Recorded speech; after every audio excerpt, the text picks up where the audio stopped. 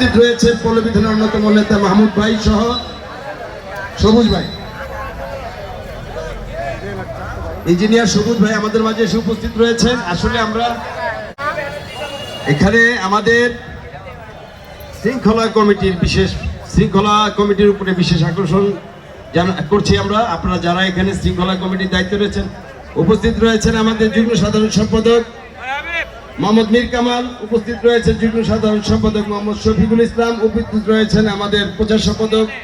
মাহবুব আলম, উপস্থিত রয়েছেন সহ প্রচার সম্পাদক মোহাম্মদ সাইফুল, উপস্থিত রয়েছেন আমার